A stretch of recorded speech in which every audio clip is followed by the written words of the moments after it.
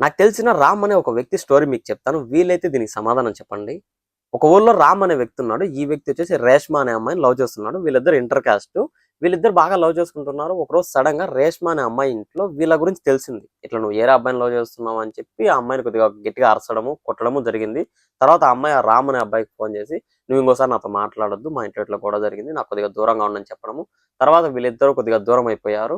ఈ అబ్బాయి కూడా వేరే ప్లేస్కి వెళ్ళి అక్కడ పని చేసుకుంటూ ఉన్నాడు. తర్వాత ఒక 2-3 ఇయర్స్ గడిచిపోయింది. వీళ్ళిద్దరి మధ్య ఎటువంటి కాంటాక్ట్ లేదు. తర్వాత ఈ రామ్ అనే అబ్బాయి లైఫ్ లోకి కవిత అనే ఇంకొక అమ్మాయి వచ్చింది. వీళ్ళిద్దరు కూడా ఇంటర్ కాస్ట్. వీళ్ళిద్దరు ఆ టైంలో బాగా డీప్ గా లవ్ చేసుకుంటున్నారు. అయితే ఇక్కడ ట్విస్ట్ ఏంటంటే ఇతను ఫస్ట్ లవ్ చేసిన రేష్మా అనే అమ్మాయికి రీసెంట్ గా ఒక సంబంధం చూడడం జరిగింది. కానీ ఈ అమ్మాయికి ఆ అబ్బాయి మీద ఎటువంటి ఫీలింగ్స్ ఇష్టం లేకపోవడం వలన నాకు నేను లవ్ చేసిన అబ్బాయే కావాలి, చుట్టుపక్కల ఉండే కొన్ని స్టోరీస్ చూడడము, నాకు ఏమైపోయినా కానీ నాకు రామ్ అనేవాడే కావాలని చెప్పి వాళ్ళ ఇంట్లో నుంచి లగేజ్ అంతా సర్దుకొని ఇంట్లో వాళ్ళతో గొడవ పడి పూర్తిగా అక్కడి నుంచి వచ్చేసి ఈ రామ్ అనే అబ్బాయి వాళ్ళ ఇంట్లో వచ్చి కూర్చునింది. కానీ ఇక్కడ విషయము ఈ అమ్మాయి వచ్చి వీళ్ళ ఇంట్లో కూర్చున్నట్టు ఆ రామ్ అనే అబ్బాయికి తెలియదు. ఆ అబ్బాయి మాత్రం ఆ కవిత అనే అమ్మాయితో ఇద్దరు లవ్ చేసుకుంటున్నారు. సడన్ గా వీళ్ళ ఇంట్లో వాళ్ళు ఫోన్ చేసి రే ఇట్లా ఒక అమ్మాయి వచ్చి ఇంట్లో కూర్చునింది, ఇది విషయం అని చెప్పి ఆ అబ్బాయికి చెప్పడం జరిగింది.